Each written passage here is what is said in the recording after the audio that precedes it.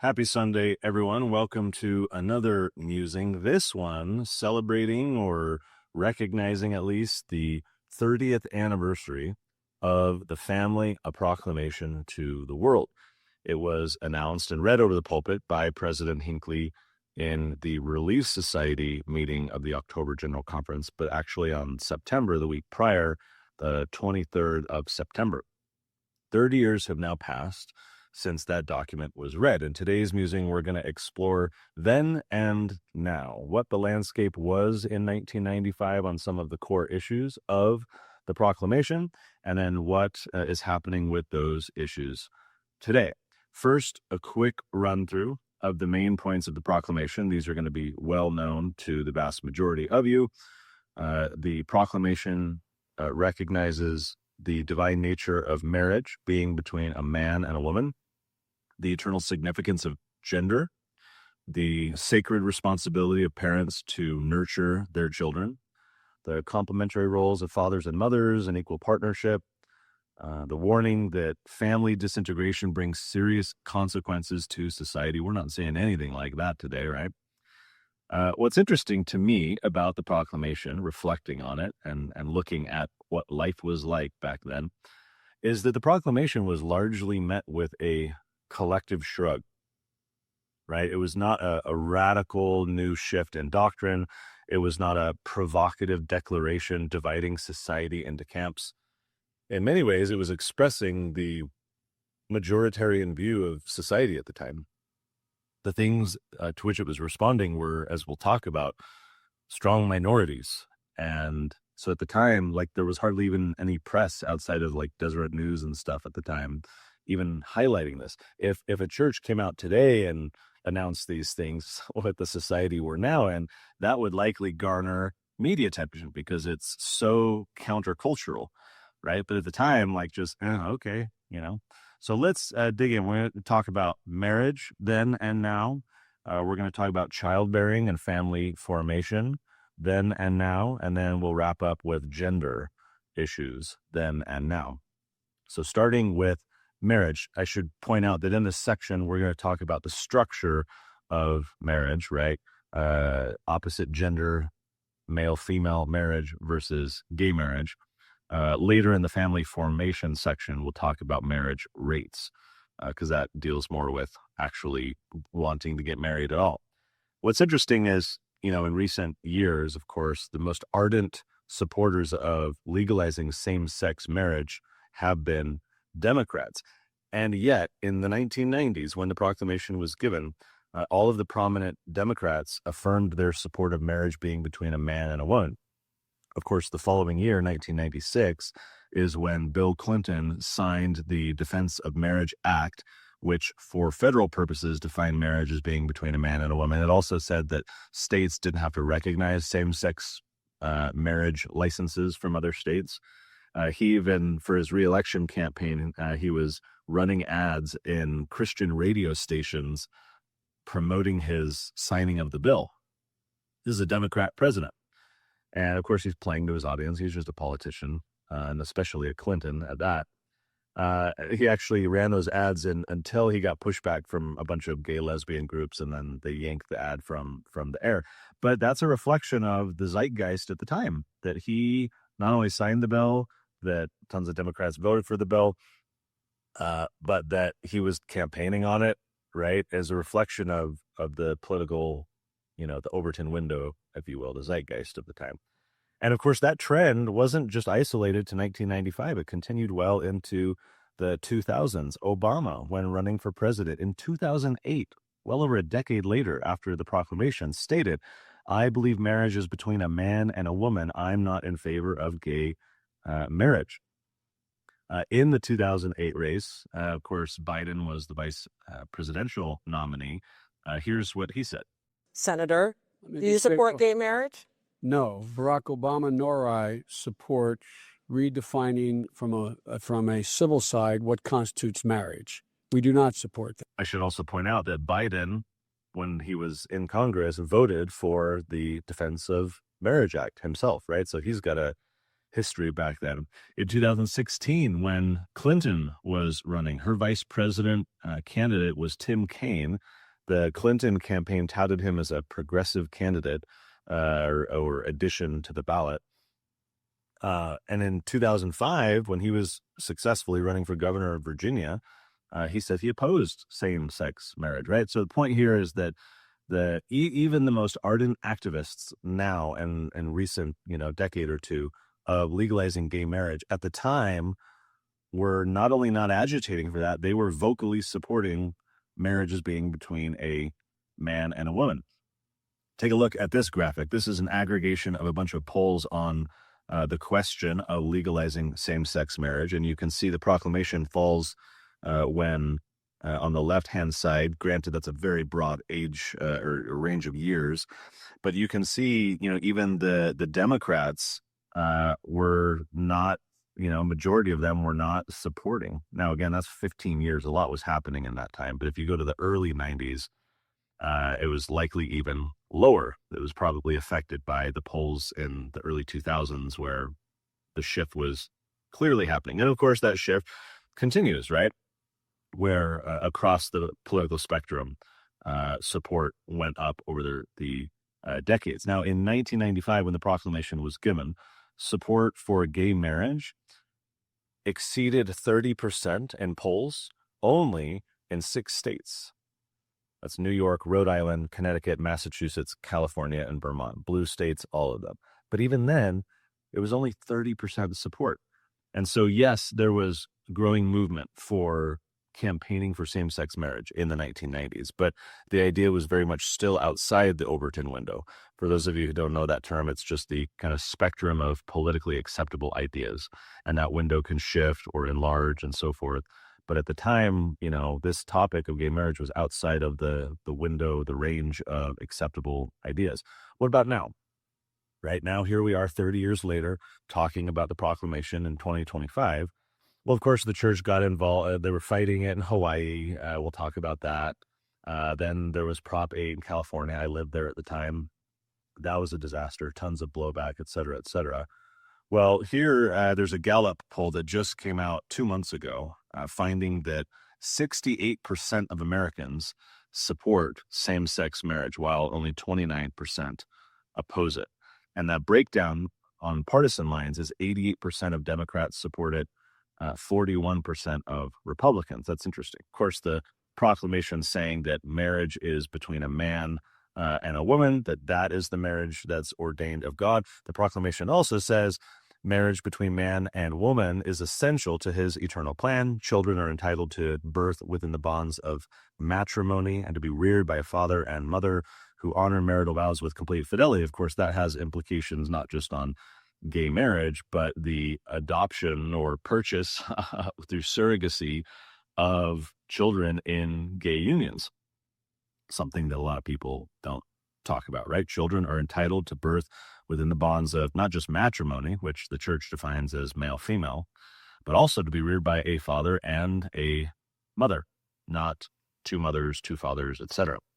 Of course, the church lost politically, despite fighting, in Hawaii and California and vocalizing their opposition to the cases working their way through the courts that made its way, the Obergefell, Supreme Court case that made same-sex marriage legal across the country. So the church lost. And now, 30 years later, is largely silent on the issue. This is kind of be a theme we'll talk more about in next week's musing as well. This question of silence on these important issues. Here, for example, this is from the same talk in which President Hinckley announced the proclamation. So this is 1995. And what we're going to share is a couple video clips from President Hinckley talking about same-sex marriage. So this one's 1995. Then we'll go to 1998, 1999, and then we'll look at what comes after that, if anything. So here's President Hinckley, 1995. There are those who would have us believe in the validity of what they choose to call same-sex marriage. Our hearts reach out to those who struggle with feelings of affinity for the same gender. We remember you before the Lord. We sympathize with you. We regard you as our brothers and our sisters. However, We cannot condone immoral practices on your part any more than we can condone immoral practices on the part of others. Obviously, strong language. Here's what he said 3 years later. We want to help these people, to strengthen them, to assist them with their problems, and to help them with their difficulties. But we cannot stand idle if they indulge in immoral activity, if they try to uphold and defend and live in a so-called same-sex marriage situation.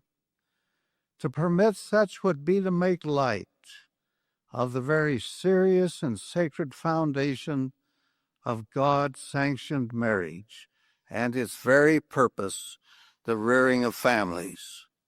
I love that in both of these he's saying, and what they choose to call same-sex marriage, and in so-called same-sex marriage. Hinckley was a communications guy. He knew the power and the impact of words, and to call something a marriage that, does not have the ability for union like a male-female companionship does to produce offspring, it's so-called, using his words. 1 year later, 1999, here's what he said. Some portray legislation of so-called same-sex marriage as a civil right. This is not a matter of civil rights. It is a matter of morality. Others question our constitutional right as a church to raise our voice on an issue that is of critical importance to the future of the family. We believe that defending this sacred institution by working to preserve traditional marriage lies clearly within our religious and constitutional prerogatives. Indeed, we are compelled by our doctrine to speak out. We are compelled by our doctrine to speak out. Now, no one can say that Hinckley wasn't speaking out. In the course of 4 years, he had 3 conference addresses in which he hit at least the topic of same-sex marriage squarely and directly. But the church more broadly, leadership more broadly, doesn't speak out much, at least in general conference. There's other random, a law school address or a talk to this religious freedom conference, or, and I'm not saying there hasn't been any, but if we look at general conference, the main opportunity to broadcast to the saints and reinforce doctrine, the next use of same-sex marriage in general conference doesn't come until 2012. And if I asked you to guess who that was, I'm sure you would guess correctly. Elder Oaks, 2012. The only references after President Hinckley to same-sex marriage are from Elder Oaks. He's got a few times in the 2010s where he talks about it. And then Neil Anderson, which was once, and a very quick little reference in 2014. None others. That's it. And, you can look up gay marriage or homosexual marriage or all the variants, and this is what you find. President Hinckley around the time and shortly thereafter of the proclamation, boom, boom, boom. Silence for over a decade. Elder Oaks, the religious freedom, LGBT kind of stuff. This is his hobby issue, if you will, his kind of focus among church leadership. So no surprise to see him commenting on it. And then again, Elder Anderson's reference is quick. But that's all. So Hinckley's saying we are compelled by our doctrine to speak out. And then, both before and after the Supreme Court case, you don't really see much speaking out. Now, of course, same-sex marriage is legal throughout the United States. I think the real problem is the government being in the business of marriage at all. It's like this whole trans women in sports and what do we do? And I'm like, the government shouldn't be in sports. Let this get government out of schools and out of sports and out of marriage, right? Don't have these be political decisions where taxpayers are forced to fund things that they detest and morally oppose. The problem is government should not be the arbiter of what marriage is. This should be a church and a personal thing, not a political thing. Okay, so underlying marriage, of course, are the relationships, the identity. And this question of gay marriage, underneath that is just sexual preferences and relationships in general. And if we look at this over time, the LGBT, et cetera, is clearly on the rise. Check out this graphic, and you can see the breakdown generationally where things for everyone are increasing over time, how they self-identify with these different sexual identities. This, of course, has affected society at large, including the Latter-day Saints. So you can see, for those who are listening to the audio-only version, 19.7% of Gen Z now, or at least as of 2022, identify as LGBT. But for all the other generations, especially like millennials and then Gen Z, the numbers over time are going up. Now, I said that this is affecting Latter-day Saints as well, and it is. Only 78% of Latter-day Saints in the United States between the ages of 18 and 25, only 78% of them say that they are straight, which approximates like very closely to that broader demographic data, right? 19.7. So the inverse of that is, 80.3% identifying as non-LGBT or straight, right? And for the Latter-day Saints, it's 78%, like a margin of error lower, like that falls within the margin of error. So we're basically the same as society at large, we, the collective Latter-day Saints. And lest you think that was an anomaly, there was a separate second study done on this topic, looking at it a little bit differently, confirming the results, finding that about 1 in 5 millennial or Gen Z Latter-day Saints identifies as LGBT. So we've got the underlying relational sexual identities shifting. But then, of course, same-sex marriage itself is not the only problem. Marriage itself as a union is on the decline. So married couple households comprised 47% of all households in 2022. This was down from 71% in 1970. So from 71% to 47%. So lots of households of non-married couples. Go back to 1980. This, of course, is before the proclamation.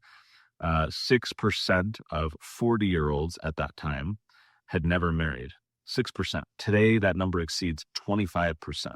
Over 25% of 40-year-olds in the United States have never married.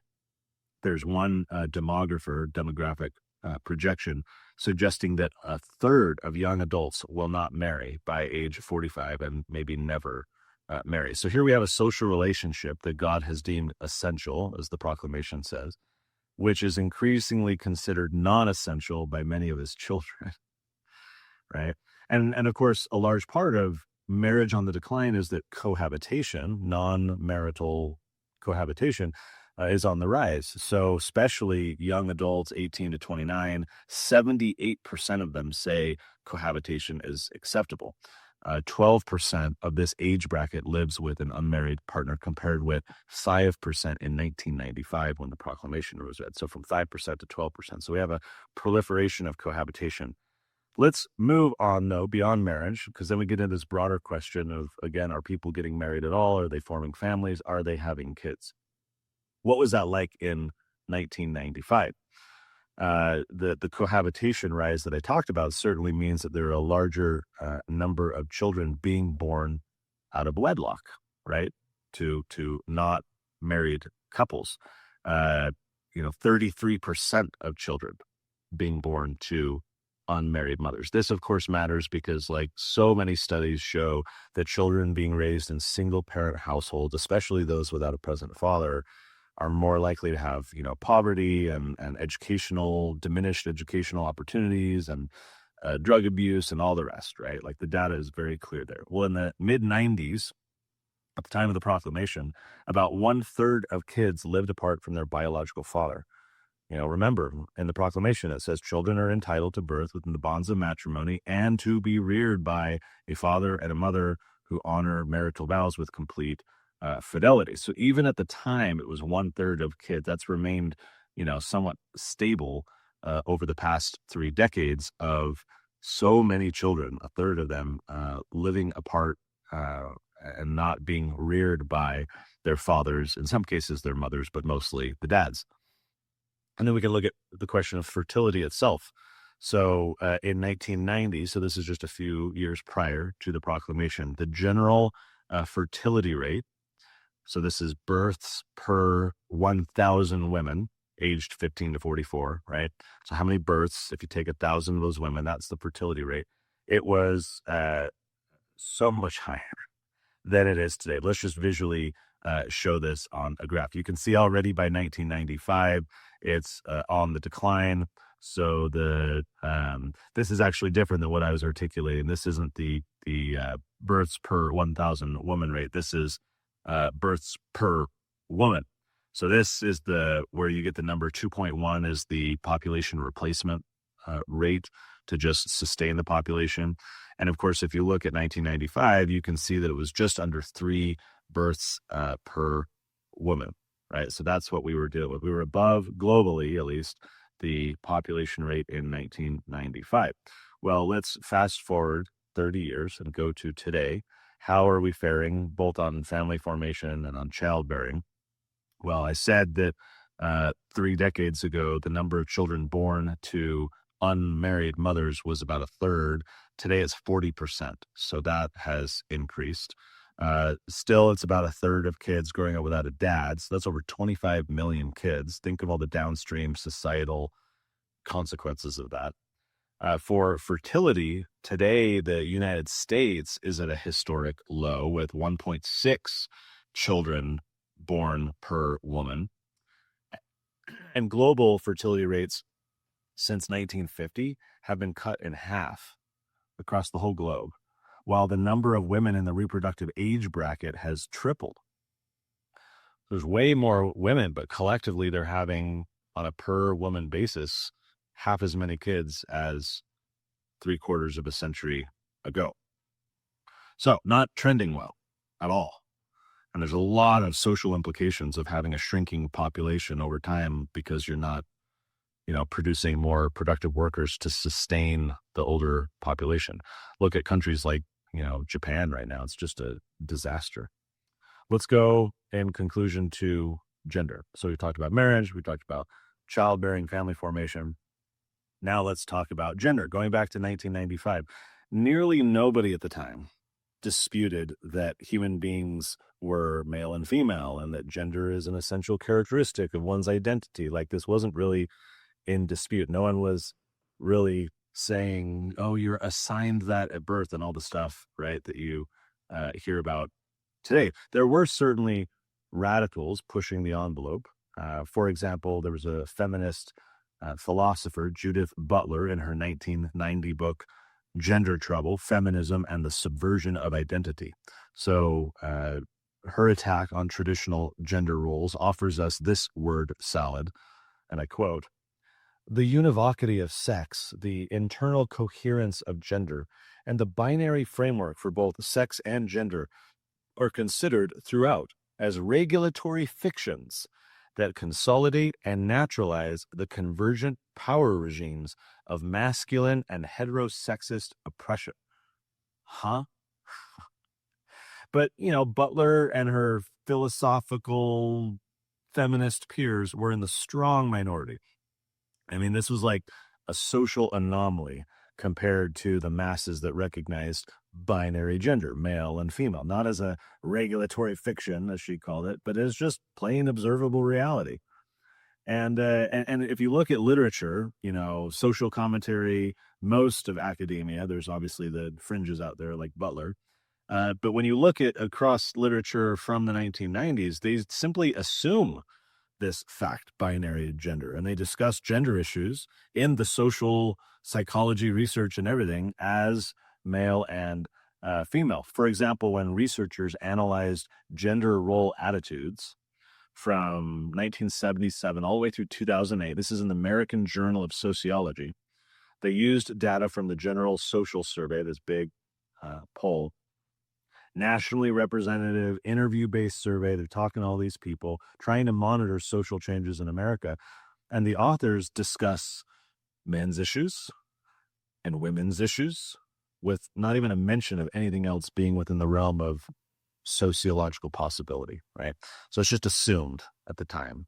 And for years following the proclamation, we have men's issues, we have women's issues, and here they are. Of course, transgender activism would soon, change all that, especially through academia. But in 1995, when President Hinckley read over the pulpit the proclamation with its provisions on gender, right? They were non-controversial. They were widely shared. So let's fast forward 30 years. We go to today. Of course, sexual identity is really a powerful social currency. We see how, for example, awkward or unpopular teens, if all they say is that they're an ally or an actual, I'm LGBT, that creates social currency. That gives you your victim status. That is how kind of the critical theorists operate. It's always oppressed. I am oppressed. You are the oppressor. Woe is me. Give me sympathy. Give me attention. Give me praise from my peers for, coming out and so forth, right? This is especially true for girls who are a lot more susceptible to this. They're 3 times more likely than boys to identify as bisexual. Perhaps no surprise, because for years and years and years, you've got all these, Katy Perry, I kissed a girl and I liked it, and just all this stuff really pushing this message. So they're 3 times more likely than boys to be the B in LGBT, which of course, once you're one of those, then you're like in that community and you're getting exposed to a lot of this other stuff, which is, we'll talk about in a sec, social contagion. About 1% of the nation's adult population identifies as transgender. This is equivalent to about 2.4 million adults. For young adults, it's 5%. So 1% of the broader adult population. For young adults, 5% of them identify not as LGBT, as transgender. And an additional 2% identify as non-binary or gender non-conforming or gender fluid or something other than male or female. So again, I mentioned this a second ago. I think so much of this is social contagion. This is the idea that beliefs or behavior can spread through society like an infectious disease would.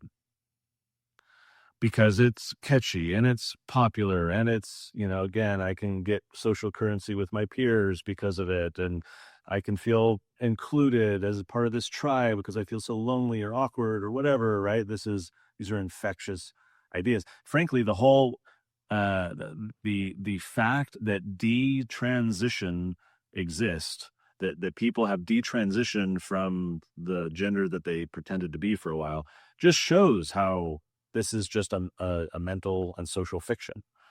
And it's not like, oh, I was born this way or, whatever. Like, it's just people are coming and going, and it shows that this is more mental disease than anything else. And of course, I think there's a lot of reasons. I mentioned the Katy Perrys of the world pushing this message. I think pornography has shifted sexual norms. The narratives that are being pushed out there where, like, if you're not sexually attracted to someone who has the same genitalia as you, then you're transphobic, and that's the new like anti-Semitic or racist, type of label that gets weaponized, and so people kind of just go along and start to shift their attitudes. There's, of course, a disproportionate representation in media. The activists have captured, corporations. They have a whole month. Granted, this year was much more subdued. I think that's kind of the Trump MAGA effect pushing back, and the pendulum starting to swing back a little bit, thankfully. But, like every June, it's like, oh, all the corporations changing to, rainbow everything. And we're showing that we're allies. Like, so all of these things combined create a ton of social pressure, especially for young people who lack the knowledge and the mental acuity to see this for what it is and resist and push back.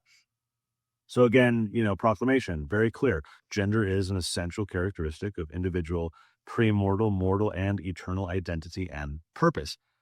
And a simple statement like that, I think, is sacrilege to a secular society that's swallowed this false idea that one's chosen identity creates one's reality, right? Because I choose this, therefore it is true.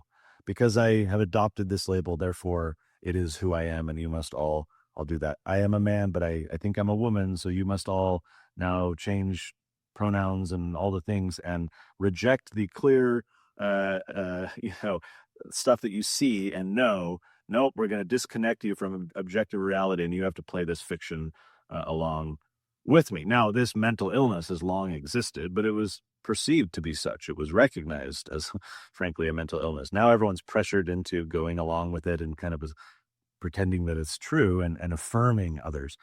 You'll recall, many of you, I did a musing, I don't know, a year plus ago called Gender Wars in the Church about this topic. I shared the story of Lauren Harigian, who was this guy who pretended to be a woman. He was taught by sister missionaries, attended Relief Society, claims that his membership record after getting baptized says he's a woman. He was interviewed by that Ostler guy who is a total ally, affirming whatever. And he's like, I'm gonna see you as you see you, and you're a beautiful daughter of God, and just all that crap, right?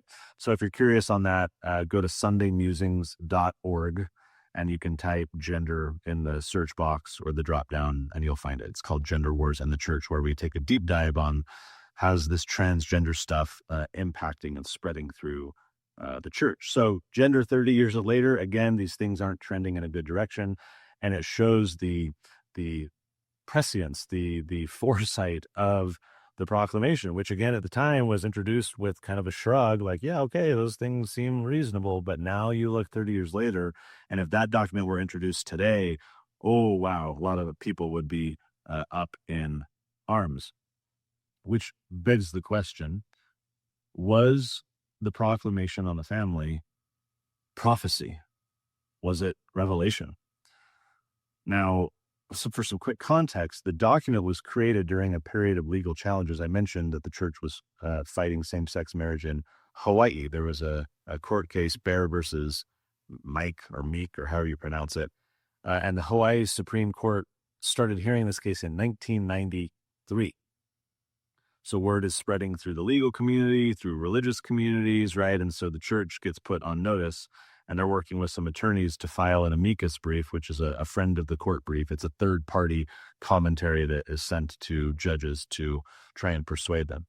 And so 1993, they start hearing the case. In 1997, so this case was a multi-year thing, the church took the proclamation and they added it to their amicus brief in the appendix that they sent to the Hawaii Supreme Court, asking it to reject same-sex marriage. So that's the context, what was happening at the time around which the proclamation was being developed. We're going to go to two individuals who have commented on the origins of the proclamation to better understand its creation, according to those who were involved. We're going to go to President Oakes, and then we'll go to President Packer after that. So here's Oakes. The inspiration identifying the need for a proclamation on the family came to the leadership of the church over 23 years ago. It was a surprise to some who thought the doctrinal truths about marriage and the family were well understood without reinstatement. Nevertheless, we felt the confirmation and we went to work. Subjects were identified and discussed by members of the Quorum of the 12 for nearly a year. Language was proposed, reviewed, and revised. Prayerfully, we continually pleaded with the Lord for his inspiration on what we should say and how we should say it. We all learned line upon line, precept upon precept, as the Lord has promised. During this revelatory process, a proposed text was presented to the First Presidency, who oversee and promulgate church teachings and doctrine. After the presidency made further changes, the proclamation on the family was announced by the president of the church, Gordon B. Hinckley. So some interesting nuggets here, right? He's acknowledging the shrug that I talked about, like it was, a surprise to people who thought that these doctrines were understood and didn't need a restatement. That's an interesting word, restatement. We'll talk about that. For nearly a year, he says, subjects were identified, discussed, etc. Language was being bandied around, and then he calls it a revelatory process. Now, oftentimes the church's statements or even revelations that Joseph got were reactions to what were going on. So if the Hawaii Supreme Court case prompted this, that doesn't mean that just because it went through this process that it doesn't have a revelatory bearing, because so often that's how revelation has resulted. That's how I'm sure you have received your own revelation and inspiration, is in reaction to some external stimuli, some event that you're wondering about or have to deal with. That doesn't make it a revelation, though, right? I mean, Oakes called it a revelatory process, but he also said it was a restatement. I think it's also kind of odd to have a revelatory process that goes from the bottom up, not bottom so-called, but like, hey, the apostles started doing this, and then later we gave a version to the first presidency who then made some edits. At least church culture-wise, it's like, oh, the prophet. So you would think that if this is revelation, it's coming from the president of the church and not through this editorial sausage grinding process that works its way up. Kind of interesting. President Hinckley, when announcing the document himself in 1995, called it a declaration and reaffirmation of standards, doctrines, and practices relative to the family, which the prophets, seers, and revelators of this church have repeatedly stated throughout its history. So this is echoing President Oakes then Elder Oakes calling it a restatement, that Hinckley calls it a reaffirmation of things that past prophets have talked about. So not new revelation, I would think. Here is Elder Packer talking about the history. The first presidency in the Quorum of the 12 issued a proclamation on the family. And I can tell you how that came about. They had a world congregation conference on the family, sponsored by the United Nations in Beijing in China. We sent representatives. It wasn't pleasant what they heard. They called another one for Cairo. Some of our people were there. I read the proceedings of that. The word marriage was not mentioned. It was on the family, but marriage wasn't mentioned. And then they announced they were going to have one here in Salt Lake City. Some of us made the recommendation, they're coming here. We better proclaim our position. So I did some digging into this, and I couldn't find any evidence of a United Nations conference in China. It's possible that he got his dates mixed up. This was a decade later that he was commenting on it, but before 1995, it appears to be no UN conference on the family in China. There was in Beijing a conference in 1995 in September, so this was just literally 2 weeks prior to the proclamation being read, but the proclamation had been written months prior. So I think that might have been a misrecollection on Elder Packer's part. However, the Cairo event was in September 1994. This was the International Conference on Population and Development. So it's very likely that what he's referring to there in Cairo happened. Some of our people went there. I read the proceedings. The word marriage was not mentioned, etc. And then the first UN International Conference on the Family was held in all places, Salt Lake City, Utah, right? Because again, he says it was then announced they were going to have such a conference here in Salt Lake City. Some of us made the recommendation, we better proclaim our position. So again, the church did not release the proclamation until September 23rd, 1995. This UN conference on the family was months prior in June. So it was kind of a timing did not work out. So Packer might be a little bit fuzzy here, but a lot of these conversations and things are probably overlapping and weaving in together. Okay, so I don't think it's prophecy. I don't think it's revelation. I think it was a restatement and a reaffirmation of long established revelatory truths. That being said, it's very clear to me that regardless of the history of the document or its creation process and what specifically led to it, I think it's a great restatement. I think it's powerfully prescient. And certainly under assault from opponents as being, antiquated or bigoted.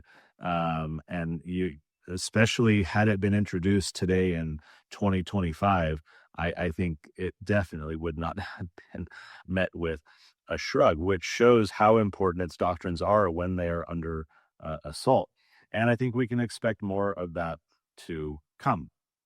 So 30 years later, curious to get your thoughts in the comments. What observations have you made about the proclamation and its relevance, its violation, how it's being violated and opposed even by many members of the church. As I said, we've got a full 20% of the rising generation not identifying as straight, and so that has a lot of implications for church membership and culture and everything coming down the road. So I think we can expect a lot more agitation, a lot more discussion. I'm curious to see where it goes, but I'd love to know in the comments your thoughts 30 years later. What are your observations about the proclamation's enduring relevance in our society? Let me know in the comments. Next week, we're going to be talking a little bit about the proclamation, but in fact, something that came just before the proclamation, an interesting warning and observation about the state of society that we are in or were in at the time, and I think we're even worse in now today. So stay tuned next week. Meanwhile, have a great week. Happy Sunday, and I'll see you next week.